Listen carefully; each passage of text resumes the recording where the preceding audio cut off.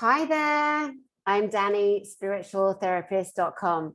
And the friend in the screen today is a beautiful man with such a legacy, such a history, a beginning as a child that moved through into the top level 14 security clearance for the Navy, and so much more. Without any further ado, it is my honor to welcome Dan Willis. Dani, it's a pleasure. Yeah, let's don't have any more ado. None of that. Oh my gosh. So you and I have literally been sitting, I think probably for an hour or best part of an hour, just going through the myriad of amazing stories and collaborations and wild history that you are so part of and embedded into that. I mean, I'm dizzy already. Dizzy already, but I'm so excited and so honored to have you here. So what I'd love to do is, for those that don't know you and haven't heard, any of your stories, which is a travesty that we're going to correct right now, let's start with you as a little boy. Let's talk about where you grew up. What was your first memories? And did you have any spiritual or off or on planet experiences or interactions as a child? Well, let's see. I grew up on a U.S. Marine Corps air base, and when I was 1 month old, as I mentioned, James Forrestal, the Secretary of Navy, they MJ-12 murdered him because he wanted to reveal the Nazi base and down in Antarctica. Mm-hmm. And then when I was about 1 year old, 1950, Alan Dulles started Operation Mockingbird, to hide what was actually going on and control our perceptions. Which everyone knows now, just so we jump in, just so people, because there's so much nonsense, like full disclosures happened already, right? So the stuff you're talking about is pre-full disclosure, where you were growing up seeing with your own eyes the travesty, the dreadful, evil behaviors that were happening. But now we can talk about it freely, and we are, because we can. And you're somebody who literally was witnessing this as a child, and the people that you just mentioned. And I'm so sorry. It's so sad, but thank you so much for sharing. Please continue. It's just interesting, when you come into this planet and what you experience, and the perception matrix, how your education is controlled, and Hollywood, or watching science fiction movies when you're a child, movies like The Day the Earth Stood Still, Forbidden Planet, made big impact. I was thinking, my God, having exchanges with an advanced civilization that is way ahead of us. They've got it all figured out. Wouldn't it be incredible? What a transformation on this planet. And I thought, as a child, I thought, oh my God, think about the year 2000. There would be like, we'd all have anti-gravity cars, we'd be going to other planets, advanced medical systems, all this.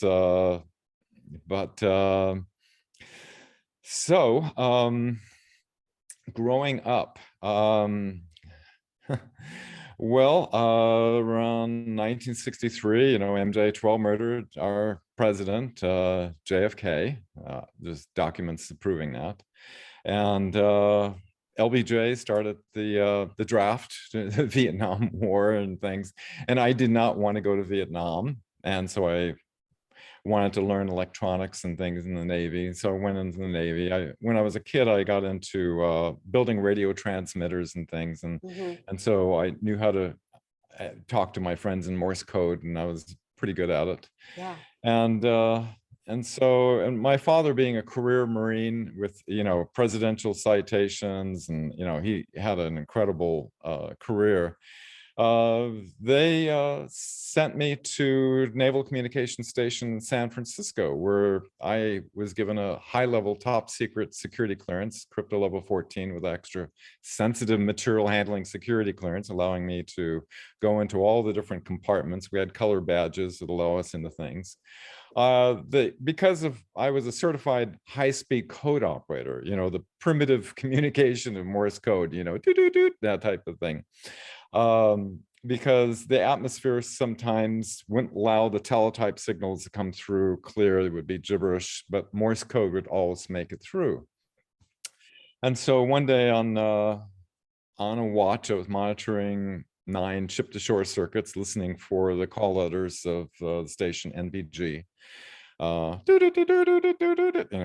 goes on. Anyway, I was sitting at the typewriter and typing this message off from a ship off the coast of Alaska that the sailors on board were witnessing coming off port bow of the ship, a flying saucer, about 70 feet in diameter, glowing a reddish orange, and then shooting straight up into space, going over 7,000 miles per hour, according to the radar operator. This was a secret classified priority level going to the Chief of Naval Operations in Washington, D.C. This seeded in my mind that the Navy knows about these things, but they're not telling publicly. And so this was 1969, long time ago when we were going to the moon. So as the years go by, I've been researching for a long time. As I mentioned earlier, though, in 1993, I met with Robert Lazar and a group of researchers outside Area 51 and recorded him for a full 2 hours. No recordings were allowed whatsoever. And I love that. You rebel, you. Okay, I know we're jumping time here, and that's fine. Let's do that, because we are never going to fit in all of the incredible stories and actual real life experiences that you have had thus far. So let's go to the 1993 Area 51, Bob Lazar. You've been told no recording, but was that when you were part of ABC at that point, as in you were the journalist? No, that was I was a broadcast engineer and ABC newsman in the 70s for many years, in charge of the most powerful FM station on the West Coast. But the Bob Lazar, I mention it because Area 51, the base, kind of freaked out because they didn't want any of their personnel to interact with these people, and so it issued a national security advisory to all base personnel. And on this document, it had a distribution list of Magi ops, cosmic ops, and what those are is unacknowledged special access programs were reverse engineering extraterrestrial technology. Now, Dr. Greer was able to acquire this through his sources somehow. And that's what brought about this event, actually. The event behind you in the green screen. Yeah, in 2001, largest event in the history of the National Press Club, 22 cameras in the back row. But anyway, he took this document with astronaut Edgar Mitchell and another Navy commander, and they met with the head of intelligence for the Joint Chiefs of Staff, Vice Admiral Thomas Wilson. They showed him these unacknowledged special access programs, and he looked into it, and they denied him access. And he should have had constitutional access, being the head of intelligence for the Joint Chiefs of Staff, if anybody. And he was mad as hell. And he said to Dr. Greer that if you can get your people willing to testify under oath, you have before the mainstream media of the world, you have my permission. This group is illegal. And we can go into a history of why it got illegal, why these operations, and why our mainstream media is infiltrated and is keeping these truths from the people of the world in the rest of this discussion. But anyway, that's what brought about this event, which I was one of 20 witnesses. Each one of us stated we're willing to testify under oath, the penalty of perjury, breaking national security oaths. We were 20 that were backed by over 500 military intelligence witnesses that were seeking an open congressional hearing to release the advanced technology such as zero-point energy that end the dependence on nuclear oil and coal, and expose these illegal operations. But the mainstream media effectively sanitized it. Myself, being an ex-ABC newsman, took keen interest in why would our media, I didn't even know in the year 2001, May 9th, 2001, which is when this event happened, I didn't even know what Operation Mockingbird was. And it wasn't until a media company out of Hollywood, they asked me, being an ABC newsman and a disclosure witness, to write an article on the control of media in regards to the UFO ET matter, and I gladly accept it. And so I started researching for the last few decades and found out what the true story was. Why? Who is controlling this centrally from one central control in order to form the perceptions of the public in order to hide this reality that is not done in the interest of the American people or the people of the world. Yeah, most definitely. I want to go back a little bit and ask you a really important question, because I think it's just so important to, like, you know, rediscover and reshare and recognize and remember, you know, the things and the events that us humans have gone through thus far, as we are fully disclosing every single thing, you know, never to be stopped. The tsunami's already here. They better get out of the way. So many important levels. So there's a lot of younger people in my audience that will watch this interview, this broadcast between you and I, that know nothing about Vietnam. And for those of, you know, outside of the country of America and Vietnam, why would they? You know, his story has been written and manipulated, just like the Bible and the holy books, etc. Your understanding as a young man, when you were being drafted to Vietnam, what was the reason given for soldiers to sign up? Why did you have to go into Vietnam? Yeah. I went in the Navy to avoid Vietnam. I ended up in combat action on the rivers of Vietnam. What brought it about? A false flag. And there's been many false flags done by the so-called, lack of better term, deep state. You know, the Gulf of Tonkin event. And what's interesting about false flags is that in 2001, one of the witnesses, who was Werner von Braun's you know, spokesperson, Carol Rosen, that he revealed to her that they had a plan in the future to have a number of false flag events, and they've been playing out one after the other, ending with the alien false flag event. But guess what the next one was? This was May of 2001, and the next event that they planned to have a false flag event would be a terrorist event. The 9/11. Now, what happened in September of 2001? 9/11. So, The Twin Towers. Yeah. And this was disclosed. Right. You know, this is such a good point.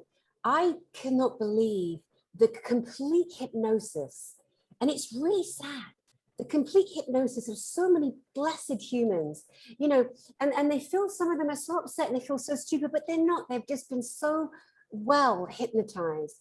But, you know, do you remember years ago, 2003 or 4, that a movie called Zeitgeist came out? Have you ever seen that film? I mean, you wouldn't need to, because you know exactly what happened with, you know, September of that year, 2001, the event of the towers being taken down, the controlled demolition. And honestly, any single individual human being ever, anywhere, that had ever watched a building be demolished, detonated, would know that what you're looking at is complete and utter controlled demolition of buildings falling into their own footprint.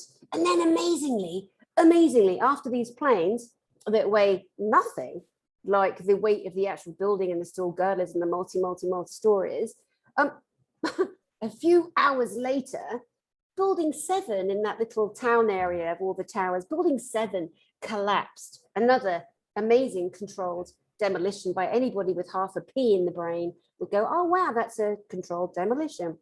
Building 7, as you know, was the CIA building, which the day before had been completely cleared out. Ooh.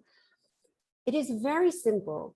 People only many glitches in that one. You know, it's like they did a really amazing job in hoodwinking and, you know, lying, and but it's all so out now on so many levels.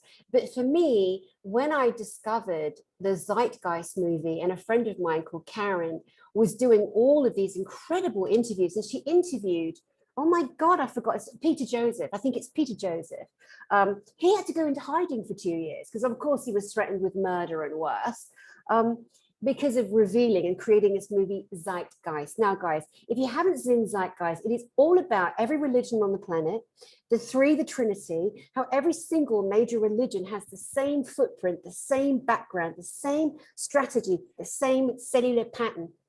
And then he goes into the 9/11 event, the complete and utter CIA inside job, and all the proof around that. I mean, again, this is old news, so YouTube, stick it up your ass and don't take me down.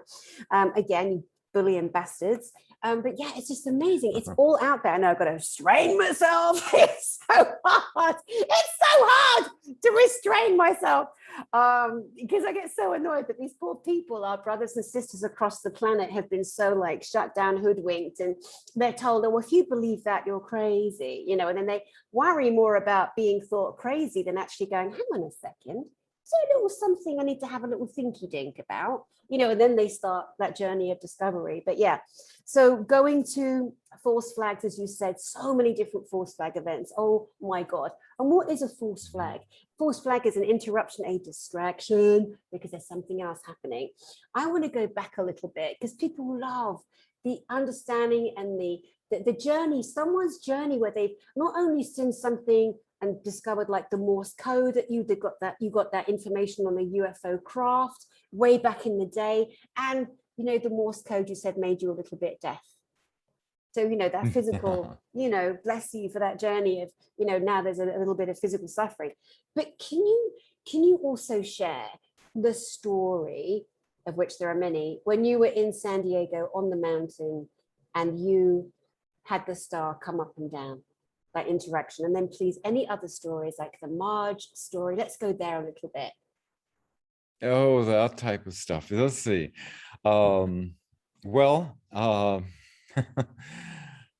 Yeah, it seems 1977 was, and it's been crickets, you know, since then. pretty much, not completely. But yeah, I was in the mountains and I was collecting some firewood. We were off the beaten path with my girlfriend and I felt coming out of the sky at night, you know, an intelligence reaching out, and it felt so strong that I was compelled to reach my hand out into the sky and say, you know, just kind of jokingly to myself, is there somebody out there, you know, reaching my hand out, and a star came down, kind of bobbing up and down as like a yes, and it's scintillating different colors, and kind of freaked my friend out a bit. But yeah, I was working for the Naval Electronic Engineering Center for about 13 years, and all the Navy's electronic equipment and satellite systems and things like that. I had quite a technical background, and one day I came home, lied down, and was all of a sudden I found myself on board a craft, and there was a bunch of these little guys, and it was like there were wise old men, and they were like one mind, and a larger one came up and came with something on a console and started controlling it, and I started this spinning sensation, as though you know, somebody put a big motor on your office chair, you know, and started you spinning, and then turned it up, cranked it all the way up. It started to be so intense that I couldn't handle it. And I remember it was like, at one point I just said, I can't handle this at this level. I turned this over to my higher self, you know. And at that point I went through a portal experience. And I found myself on top of this beautiful mountain in the springtime with flowers, and I can't even put into words the euphoria, the level, as though they were able to take my level of consciousness and bring it up to a higher exalted state. And I had two experiences. This was one of them that felt like a teaching experience. They wanted to teach me something. And as I observed the reality, it started to flicker, pulsate. And as I was watching it, all of a sudden I found myself like an old-time movie theater, and I could see my experience projected up onto the screen. And what it was like I was seeing in between the pulses of reality, of projecting reality. As you project reality, and then you experience it, and it happens so fast, just like a neon light goes off and on 60 times a second, but our eyes can only discern 30 times a second, and it seems like it's solid and on. Our reality is somewhat like that. And, I just kind of jokingly said, okay, what's the name of this movie? And it wrote in beautiful script, The Journey of a Mystic. And then I was thinking, I was still in this state of consciousness. I said, and I knew I was fully aware my body was back on the bed. I said, I bet I could open my eyes and keep this consciousness. And I did. I opened my eyes, and I was looking at the world like through the eyes of a child. Like everything was like fascinating to me. But, before long, it, paying bills, going to work, and, all the things started, filtering back in. And then later that same year, this lady who was running his metaphysical bookstore, she wanted to do a past life regression on me. And so I granted, and I didn't expect this experience, but we went through the procedure, taking it down, and then I felt like I could see, well, first of all, millions of volts were going through my hands and my feet, and I didn't know what a Kundalini opening experience was at that time. And it was so intense. It's as though they were bringing my energy level up in order to communicate. And this being, incredible love coming from its eyes. And it looked like, I know there's many species of grays now that I'm, more, researched. And this was a very benevolent being with a large cranium and loving eyes. And he projected in space a sphere. And the lady was very psychic, who I was with. She said, is teaching you something.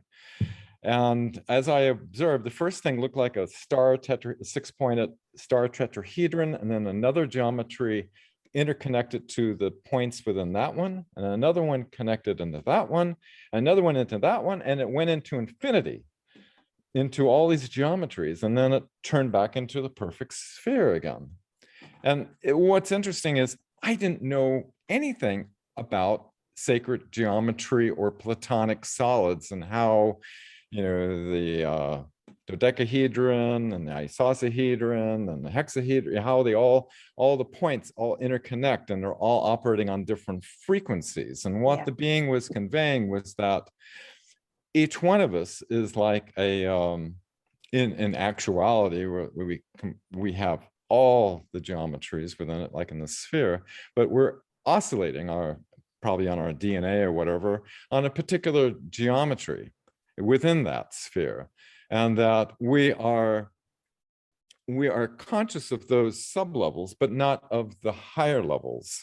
And that through love, we're able to transfer from one geometry level to the next. And when I'm thinking about what Elena was talking about, how the Pleiadians, how they can, go against the reptilians, is that they can go into a higher dimension where they can't see them.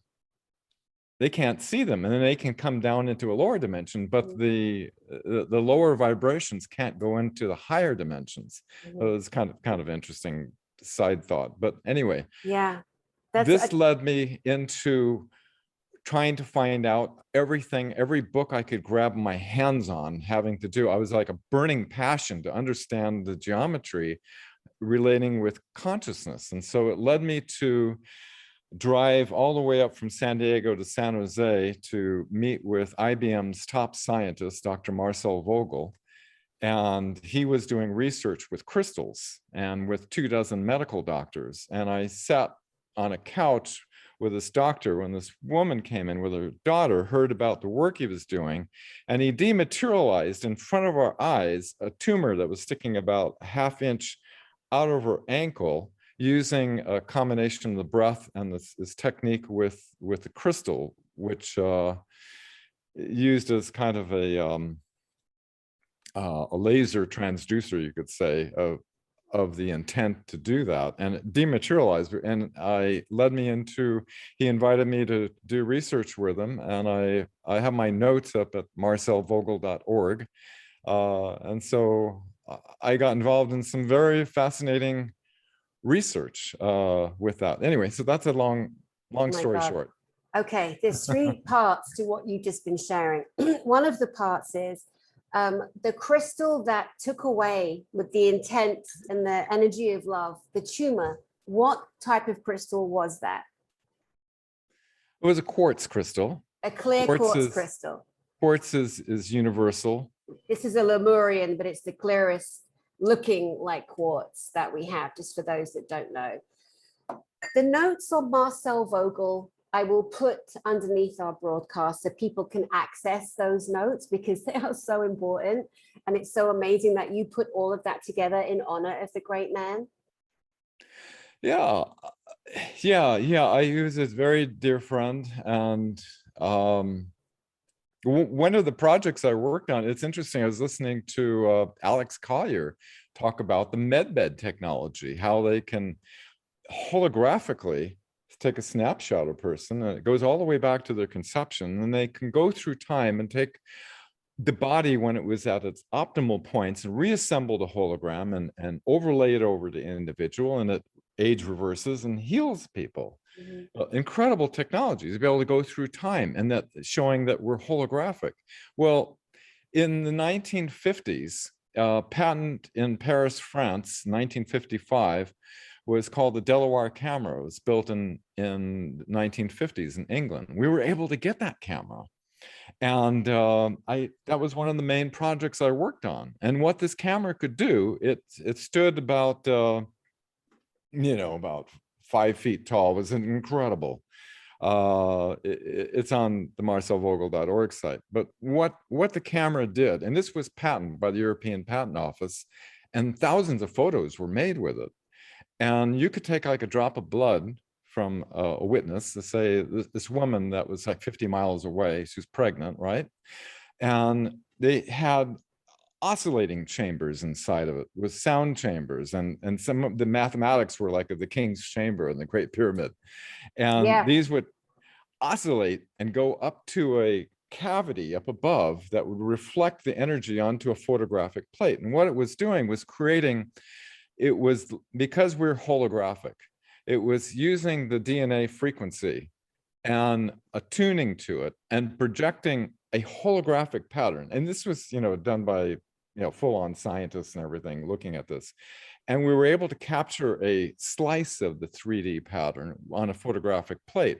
And my job was, with my electronics background, we were attempting to bring it into 1980s technology from the 1950s, so that it could be real time, you could actually see it. And the thing that was amazing about this device that could holographically project is that it could go backwards and forwards in the time. It had a time spiral. And the woman was pregnant, and Delaware was able to move forward in time and see the different levels of development of her baby. And so this substantiates what Alex Collier was saying of the principles that are being used in the med beds. I just wanted to throw that out there. It's a very important point, because there are a lot of people who are like freaking out, panicking. They're emailing me, they're saying stuff everywhere like, where are the med beds? But we're coming to understand that we are the med bed. We're going to come to realize that the old program of needing to go to a hospital or needing to go and lie down on something is that we are this incredible ancient technology in our own spheres, which takes me back to, you mentioned Elena. For those that don't know, you are addressing our friend Elena Danan, who is a very well-known Pleiadian contactee, and way more, and way more. Now, one of the things you mentioned about the Pleiadian extraterrestrial humans, people, which is they're just people from other civilizations, which we are all coming more and more comfortable understanding, because of course the universe and the galaxies and the solar systems are full of other people. Of course, you got to be a pretty dumbass, vacant shithead if you don't know that by now. But oh, you know, the religious programming is very, very, very catastrophic, that it won't allow a beautiful human being to imagine, could there be something else out there? Oh no, only Jesus. Oh, anything else is the devil. That was my Religion. upbringing. What a load of nonsense. How damaging, how emotionally, psychologically damaging it was for me as a child to be able to be so seeing everything, angels, demons, dark ones, this and that, Jesus and the angels in my bedroom at 7, for example. And these idiot adults at church are like, oh no, hang on, you live in a really poor part of Sussex. No, you're a liar. You know, it's all irrelevant now, of course. But what it does for each individual person that becomes an adult is you get to look down your timeline at all of the interruptions, and that's what we need to be doing. Look at all the times you had an awakening as a child, but an adult shut you down, but you still were on this journey. And the Pleiadian information with the reptilians, reptoids, whatever, much darker frequency, a whole different existence and need to survive. Whereas the Pleiadians, in large, very loving, very benevolent, very much caring about planet Earth, because anything that happens on our planet has a direct ripple effect on every other star system around us. Of course it does. So even if they weren't particularly that interested, and not every race is interested in us, you know, they're far enough away, like, oh my God, if you want to have a laugh, let's go hover over Earth, let's bring popcorn, and let's see the Earthlings attacking each other, hurting each other, typing nasty things to each other, and then pop back again. You know, never to be done again for another 3 years. I mean, it's just insane.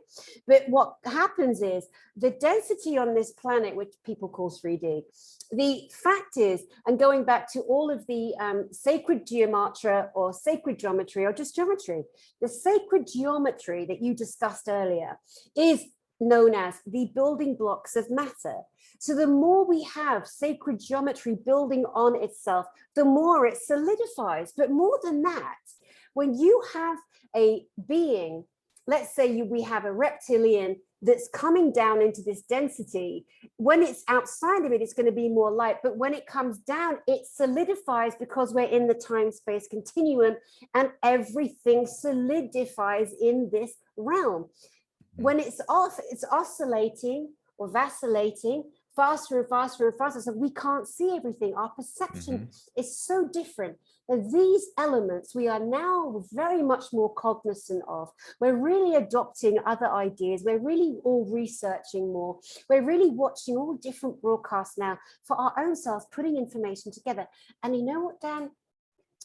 I think there's such a need for anyone that sees a broadcast like this, you know, looking at you, a military person with one of the highest levels of clearance, with a long ancestral male lineage of men who have gone against the grain, who have been disciplined and polite and hardworking, but always had their own minds, always had their own brains, always had like a warrior spirit, you know, and then you, as like the one in your generation now, the kind of patriarch, let's say, you've come through all of these experiences, you've witnessed so much, you tried to avoid going into Vietnam because your gut, your soul, your heart told you there's something really wrong with this, and yet you ended up on that timeline anyway.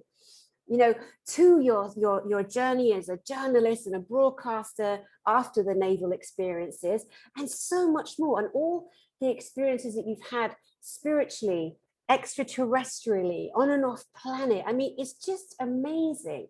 If you, in this moment, were to kind of really look at everything that's happened to you, everything that you know, feel, sense, and have experienced in real time, if you were addressing humanity en masse right now, what do you think would be one or two of the most important things that you've garnered in this lifetime that you would want to share, leave behind, or broadcast to humanity?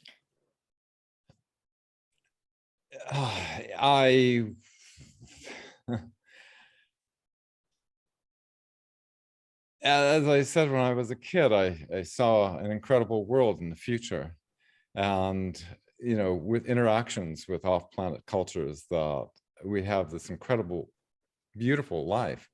Well, we didn't have the false flags. We didn't have the manipulation of our information systems. We didn't have all the suffering that's on this planet. It's unnecessary. And I'm just one small voice that wants to help contribute to this awakening. I've researched many documents, and what you're talking about religion, the Vatican was very much into withholding this extraterrestrial reality from the people of the world. And what we have in 1950 as we have today, and in 2001 as well, we have a population that has been from birth indoctrinated into a false reality. That the problem is that when you're growing up as a child, your parents watch the news on television, and they have no reason to question that news. They just automatically assume that, oh, you change the channel and they're pretty much saying the same thing. And there's like hundreds of these journalists that would do the due diligence and double check and cross check this information to make sure what's real and what's not. And so as you grow into adulthood, you take that naive assumption based on, it's not your fault, because there's no reason why would you question that all these different media sources are being used by a nefarious group that has an agenda that is against the people of the world. There's no reason why you would think that, and people don't have the time to research. Ever since if you go back and you look at what happened at the end of World War II, the Nazis had this plan called Weltanschauungskrieg, which means worldview warfare. They planned to infiltrate into the United States, and they did. 1946, Rockefeller Foundation rewrote the history. You'd think that would be illegal, of what happened in World War II and the Nazi escape and infiltration and their connection with the occult. All that was taken out. A whole new history was written. That was 1946. In the same year, they brought over Hitler's mastermind in the underground. Xavier Dorsch was brought over under Project Paperclip to start tunneling in the mountains of New Mexico. And they started all these deep underground military bases with networks all over the place, which nobody has any idea of what's going on under all these years. I mean, I know you do.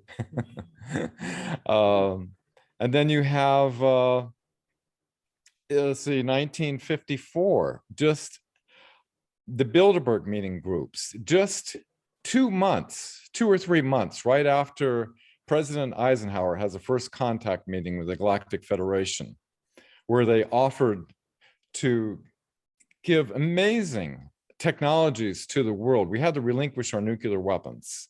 But what happened was MJ-12 went behind his back and signed a treaty with the Orion Group, and the Vatican and MJ-12 both wanted secrecy, and so it went into secrecy instead of that.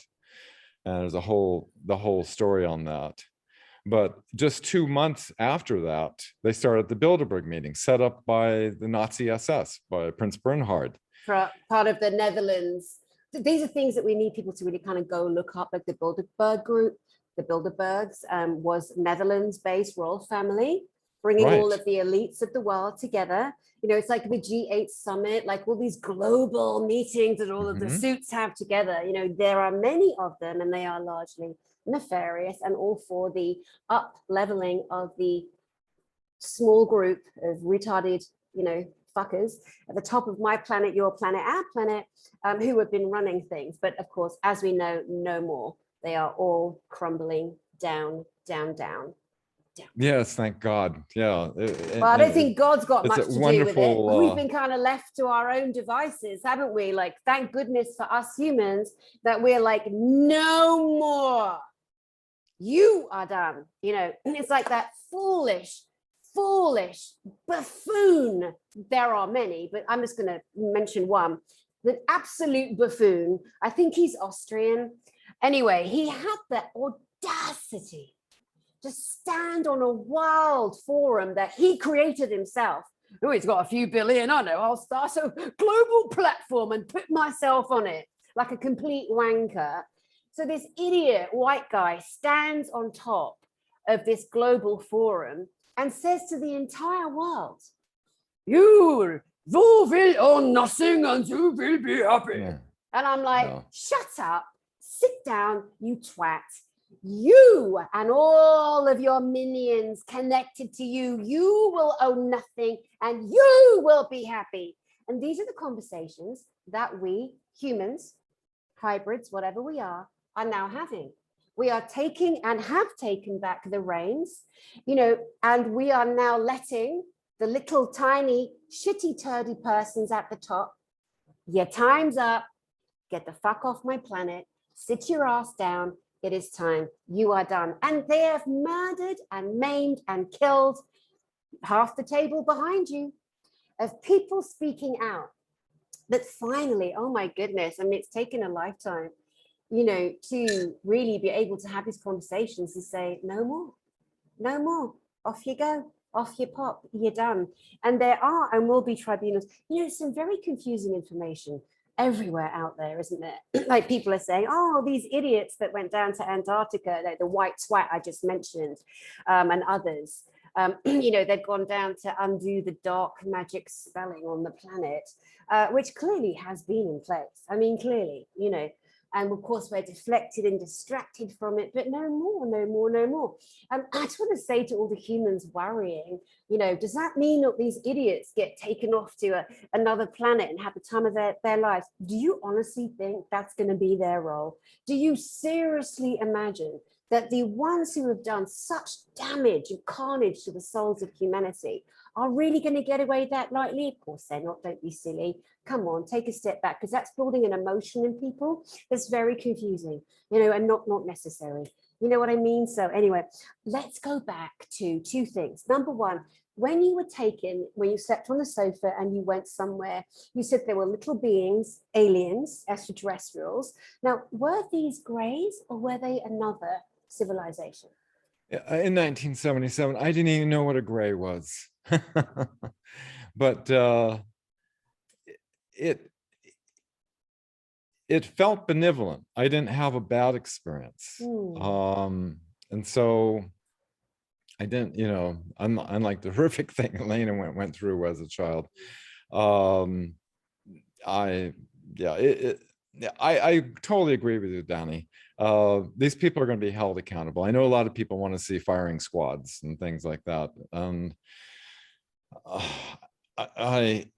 But I'm totally good with them being banished forever onto another galaxy, and just be done with them. I don't care about them rotting in a jail cell or being hung or firing squad. Yeah. I just want them out of our planet and stop what they.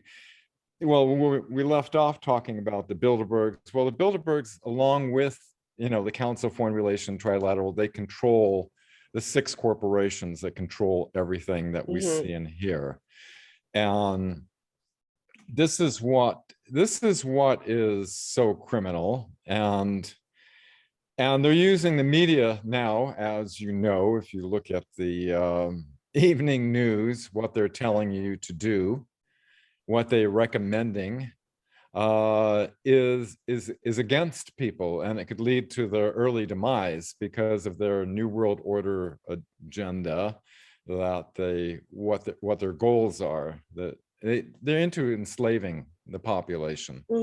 Further, And we're already it seems enslaved further. they're pulling out all the stops at here at the last moment. But Yeah. at the last moment, it seems as though there's this great awakening. I mean, it's true. Thank God there's like certain channels, like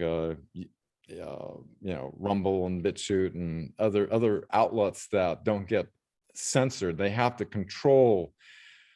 Why would certain pharmaceutical companies, put like 55 years or 75 years, whatever it is, secrecy orders, and they don't want to let the public know what's in the stuff, Yeah. that we can't talk about, or Yeah. else the Which is channel goes down. pure Yeah. evil. Exactly. I mean, it's just pure evil. But again, they're such retarded idiots with a level, only a certain level of evolution on a soul level. And because they're so dense and so despicable and so evil, and they wallow in that kind of evil. And people are like, they don't understand, people don't understand how such evil in people can exist, but they don't realize that these, some of these people, when they're born into groups, families, where their training and programming from before they're born is horrific, atrocious, and a removal of all emotion and sensitivity. So when you and I see a baby, when you and I like see a little one and it smiles and it's laughing, we're filled with this chemical response, this emotional, physiological response, a biological response to, beautiful. When they see that, they want to see that infant completely traumatized, hurt, harmed, dying. And then they have that emotional response. They are the complete opposite to us. And again, there are so few of them, the shit-fetid turds that put themselves in charge of my planet, your planet, our planet, that of course there was going to come this time that we are already in. The tsunami is upon us, where we're shifting their shit out of the way. Truly, and yeah, it's just fascinating. God, we could go into so many areas and avenues right now. You mentioned the benevolent beings that were spinning you, and you felt yourself connect to your higher self. Like you even had the presence of mind to internally, and this is where we're going as well. Each individual is being invited. Stop following people. Stop looking at the galactic people saying about this alien, that alien, and I'm connected to him, and forget all of that. It's all part of the education, but we've really got to stop following one person or the other, discern for ourselves. So what I want to get to is, here you are being taken up, having a spiritual experience. There are these beings, you're being spun to the point that you're like, oh my God, I can't take this spinning. And you connect to your higher self. That came from a potential survival instinct or just a knowingness. Then from your higher self, you travel onto the heavenlies, some kind of a realm where it is nothing but beautiful. Now, do you think there could have been a pre-program in your brain that was like, this is too horrific, we're going to take you out of your body and put you into an altered state of reality? Or do you think that you actually connected via your higher self, then went to this realm and then came back? What do you think? I didn't have any fear at the time. There was no fear. And I had no idea. All I know is that it's interesting. Reality, as we experience it, is much for the human race to understand what reality really is. The holographic reality, and you hit the nail on the head, Dani, about I think a lot of the public, it's this reality that we've been falsely indoctrinated into, our perceptions control. It's too unimaginable. It's too unimaginable that these things could be happening. We've been being fed science fiction. And as we know, the Office of Naval Intelligence, working with the Galactic Federation, the seed Star Trek concepts into our mind in order to, move the timeline in that direction of a benevolent, like Alex Collier said, there were Andromeda's picked up galactic tyranny, 350 years in the future, and they isolated it down to our system. And thank God, I mean, we're going to have such gratitude for the Galactic Federation for clearing out, these nefarious ETs that are working with their Earth minions for their nefarious plots, that we've cleared them out. Now we only have to deal with the beings on Earth, and they don't have that access anymore to these beings that have higher technology that can be used in nefarious ways. Right. In some ways, it kind of makes the humans, the dark humans, the hybrids, the monsters, the Titanics, whatever you want to call them, worse, because now it's like the head of the beast is taken off, and so the tail is thrashing around and around and around. And again, you know, for each individual human person that's watching any of these kinds of broadcasts, it is your fault if you fall for following someone and you hang on to every single word. And be very aware, anyone that says, I am the only one, this is the only way, the people that say, oh, you know, we're going to go up into a ship, but you've got to leave your animals behind, and any of that crap. And, you know, anyone that you see that you may have felt love for and really believed, and they've played with other people and everyone's good, and then this person takes a sharp right hand turn, that's a Trojan horse undoing a memory, an inserted memory, knowing that the person that's turned the corner is now trying to lead people astray, trying to drag others into the arena, the Colosseum, the Roman arena. Like, please get over yourself. You know, there are people like that doing that. You know, we knew this was coming. We knew this was happening. And this is why we've been given a wonderful, beautiful kind of bibliography, library, you know, Akashic records, whatever you want to call them, of information for each individual person to discern. You know, we have people like you who've been in the military. You have a long warrior, masculine, patriarchal ancestry where you can trace your timeline down to this present moment and look at the journey you took and look at the disclosure that you were part of, that you've been talking about. Now, you are one such being who was shut down, who had colleagues slaughtered, taken off the planet for talking about the things I'm rambling on about now. You know what I mean? Not rambling, I mean, we're you know, trying to make some light of it, because the journey you've witnessed, I'm so sorry. I'm so sorry that you've lost people that you loved. But I'm so happy that now, like, we really are sharing all of the great information. We really are at that point where, okay, we've got so much information now. Now we sit back in ourselves. Now we connect to our hearts, to our souls. We breathe in, we breathe out. We let go of all the programming, and we really feel into the arms of love. Who am I? What am I? What is this? Where have I been? Where am I? And where am I going? Without reaching out into the, you know, the saviors that we see out there. You know, it's just such a beautiful, pivotal time. I would love to just go over. I haven't even checked the time. Honestly, I'm losing time with you. There's so much, and it's so exciting. And I'm so grateful for you giving me your time to bring you again forward. Again, I mean, I know you've been on other people's broadcasts and stuff, but man, when we were doing our warm up, I'm like, holy God, this guy has got so many stories. Like, where do we go? I want to talk about, I want to honor your military service also, and then going into the journalistic, you know, aspects of it, and you always doing your best to report on the truth of reality that you witnessed. I also would love to share your stories about Marge, please. Marge, Marge, the lady Marge, who was connecting to the. Oh, Marge. Yes. Yeah, that was an interesting that little story. Yeah, this was in the 70s, a long time ago, and I was curious about the UFO subject, you know, because my military experience, knowing the Navy's aware of these these things going on. I went to a UFO conference, and I heard about her. Some being was talking through her. She had space contact. She was written up in Omni magazine, and there was a hitman. It looked like a hitman from the mafia sitting in the front of this UFO group meeting, and he didn't fit in.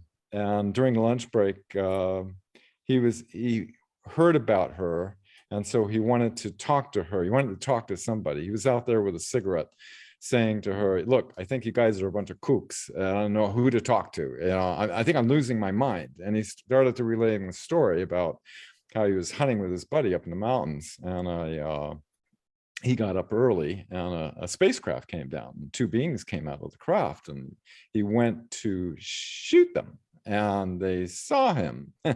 And they, according to him, he filled his mind with nothing but the thought of $1 million, kept going. It's like they knew how to lock up his circuits, and they took him on board, and he used lights, razors or something on him. And all of a sudden he started, being able to bend spoons, remembering past lives, developing a love. His buddies that he hung out with couldn't relate to him anymore. And so, and Marge was talking to him, actually was Hilarion of the starship Ilseron. This is all fascinating to me. I had to find out about all this stuff.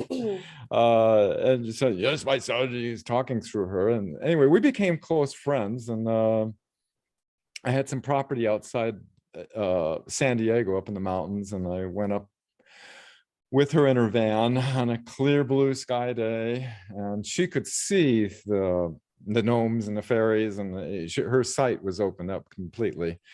And she said, oh, there's a whole bunch of them going on. Now, she was able to take a photograph, and Omni magazine did an analysis on it, and it was exactly like the spacecraft that she would draw photos of, a picture of, rather.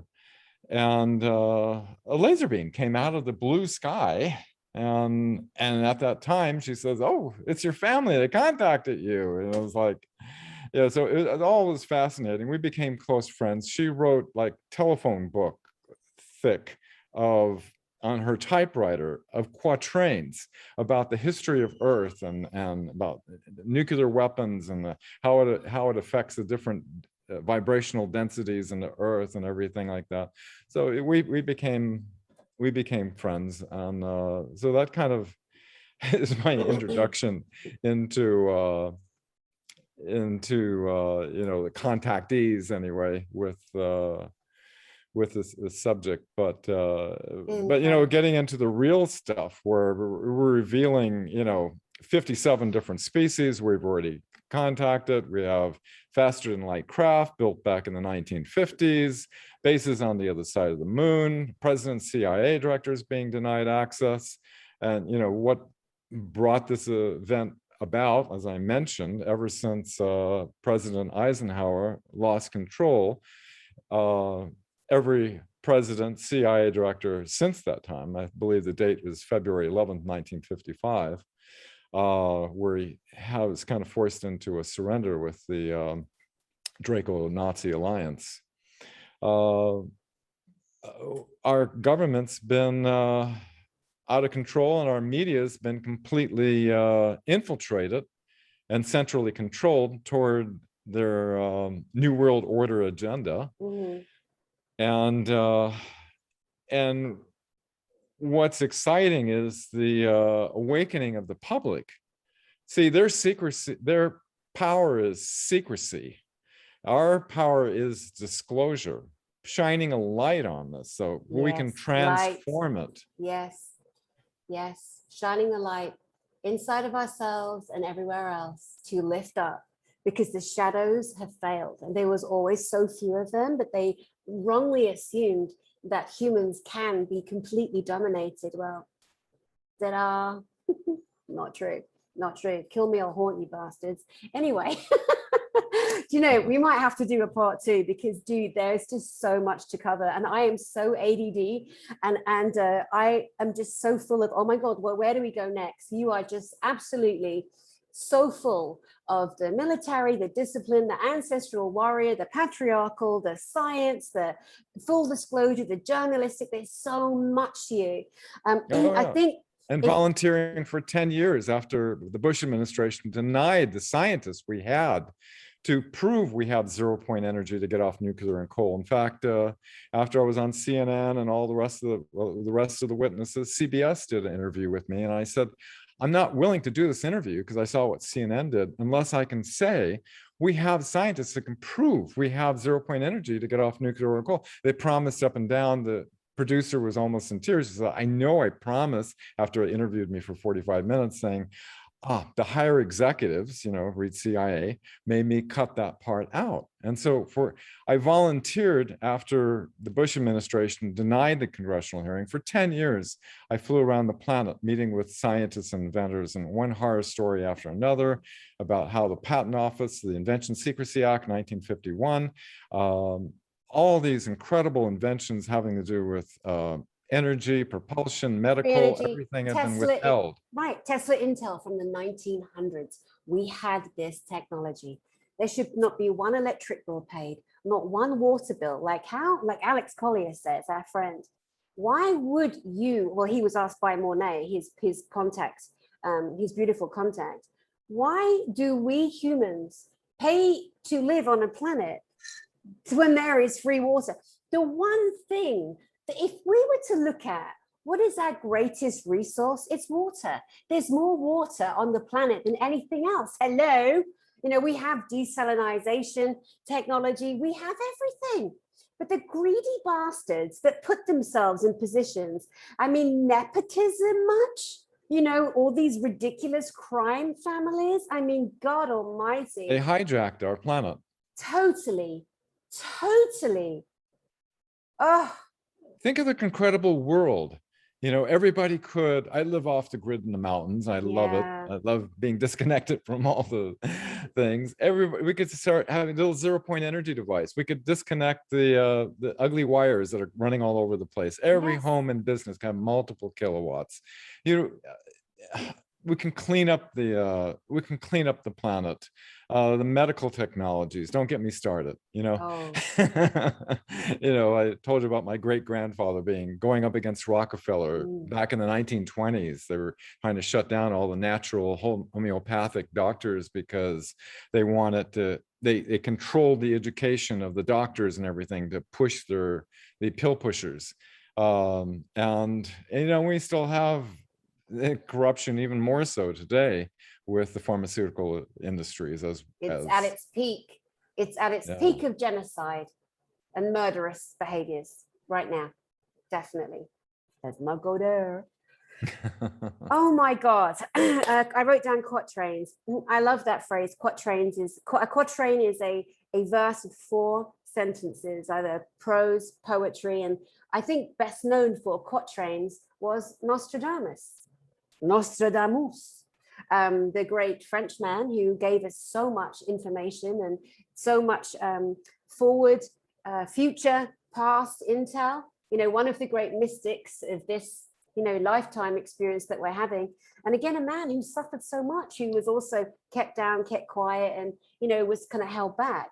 But this lady, Marge, your friend that would write in quatrains, that created this phone book. What was her last name? Marge Ludman. And does her book exist out there in the book shelves that we could actually access her beautiful information?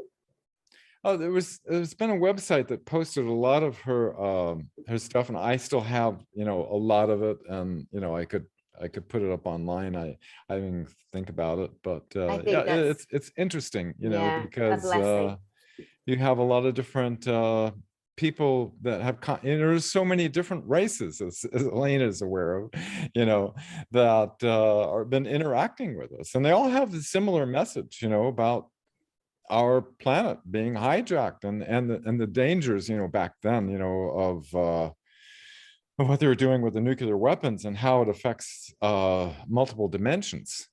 Yes. And life that's existing in these other frequency dimensions that we are coexisting in. Mm-hmm. Mm. I think, like, for me, I'm clairvoyant, I see everything, always have done. And like, if I want people to know and understand that right where we sit, there are beings in other dimensions, like walking the whole time. One of the easiest ways to see them is to sit, like if you go outside, if you look between you and you look at the sky and you have that gap in between, if you slightly close your eyes, so they're slightly out of focus, and you just sit and you just breathe calm, you will start to see millions and millions of neutrons, neutrinos, atoms, particles right in front of your eyes.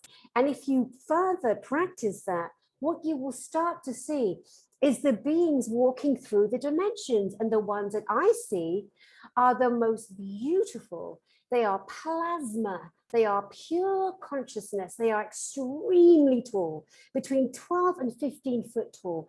They are so elegant. There is such a gentleness about them. They have long, very long arms and very long limbs. If they had eye color, it would be blue. They're these beautiful diamond, and they know when you look at them, they feel, they sense, and they're just walking around, you know. And also, guys, I mean, I just want to share, we have so much to share now. I don't hold back. I mean, and I'm just sharing everything I know about how to connect, how to see energy for each individual person now. Again, that's so programmed to, there's my Jesus, there's my savior, there's my leader, there's my contactee, my abductee person. Enough now. Put all the information together and now start working with your own energy. You know, the trees, the flipping trees, the beautiful trees. Like if we go out, let's say twilight, and we just sit and we look at the trees, and we again dim your eyes so they're slightly out of focus, because we're so focused on seeing what we're focused on. When we take that energy down and we go out of focus, you will start to see the edges, the energy, the outline around the trees and the top of the trees. And what you come to see is the exact imprint of the shadow of the live tree here. You will see the energy formation, right, the matrix, the pattern that the tree is in, the natural energetic frequency of the tree. It's time for all of us to start with the soft gaze. And you can see things on your peripheral as well, because it's not the hard look where you're looking straight. You can see, you know, I did a lot of work with the crystals and healing, and had incredibles. I remember Dr. Vogel gave me. He made a crystal for me, you know, as a gift. And I was flying back to San Diego, and on the airline, there was a football player sitting next to me, holding his knee in pain. And I thought, you know, well, I've been given a gift, you know, it's like, use it, you know. And he's taught me the procedure. And I said, well, I'm not a doctor. I'm kind of a experimental scientist. And if you want, we could try some unusual procedures. And so we went through the procedure, and he got off the plane, and he was pointing to me from his parents. He says, that guy, he healed my leg. You know, I allowed him to heal himself, but I facilitated it. And, you know, I used it a number of times on different situations. And, you know, it's interesting. I love what Elena said about these arcs. These ships are made out of crystal, where they're solid on different dimensions. And in 2001, I met with a bunch of scientists in San Francisco with Dr. Greer, and one of the scientists, his name is Nassim Haramein, who he was showing me on his laptop. We were horror stories about, they were coming in with SWAT teams, and they had one had crystal that was able to glow and levitate and produce power, and the SWAT team came in and cleaned out his laboratory. And Dr. Vogel said, you know, if we ever have something, a major breakthrough, the government will come in and clean our laboratory. I thought he was being conspiratorial. But in 2001, Nassim was showing me this energy device that was using this geometrical half dome that was powering this light bulb. And it inspired me to share him that experience I had about the being with the geometry. And he says, yes, that's it. That's the structure of the matrix. And, you know, I was following his work years later, and it's just so fascinating. Imagine we get to the point where we're having these cultural exchanges with these beings that are thousands and sometimes millions of years in advance. So everything, like William Tompkins, who was involved with the Navy secret space program, said, everything that we've been taught is disinformation. It's misinformation. And we haven't been told the true sciences that have been withheld. It's been hijacked and derailed, so that we're kept at this state that we're in. Yeah. You know, growing up, I always would look, and again, something else for people to really think about is we only know what we are told. And when you apply that to everything, Dan, so the map of the world that we are told that was created by the cartographers that traveled around the world, and there's a ton of landmass on the other side of Antarctica that the United, don't even get me started. Sorry, energy vomit. The United Nations, the different departments that are so dark. Oh my God, they've got a map on the wall, you know, of all these other landmass that they go to. You know, they keep us here. And I'm like, oh my God, you guys, like, really? They're so arrogant. It's so in your face. Ha ha ha, this is where we holiday over here. Don't tell the rest of humanity though. Oh my God, too late, mate. But anyway, it's just mind-blowing. I think we could easily go into a part 2, darling. Honestly, there's just so many layers and levels here of fascination and a real journey for people to go on. You know, there's no kind of, we don't. Oh, we gotta narrow it down. People don't have the time. The bandwidth either. You see a video going on for 2 hours. Oh, I'll skip that one. I know, it's crazy. But you know what else? I'm so glad I'm so like all over the place again, because I jump and jump and jump and jump and jump and jump. Yeah, and then you go you pulled a lot out of me that I don't normally talk about. Oh, I'm so glad. I try to stick to the verifiable, documented evidence that is, you know, tell everybody research, you know, don't take anybody's word for anything, you know, do your own due diligence, research it, and you'll find out, like many of us have, oh my God, it's real, you know. Yes. So yes, the bullshittery, the total bullshittery on our planet is very, very real in our faces. And now it's our turn to do our own discernment, our own discovery, and our own letting it all out. Revelation. Well, darling, thank you so much. Is there anything in particular that you would love to leave with the beautiful people that will watch this broadcast? Oh, you know, like I said, do your own research. A media company, as I said, wanted me to write an article. I put it up online, and it's a chronology from 1900 to the present day of all the witnesses, documents that happen to pop out, you know, in my awareness that I felt significant, that paint the larger picture and use it. It has references for everything. thewebmatrix.net. It's not a professional site. It's just my online notes. And I have no financial interest whatsoever in any of this. I just want to see the deceptions exposed and the world transform into the incredible, beautiful world that we can all experience, and be freed of these nefarious elements that have hijacked our planet. Absolutely.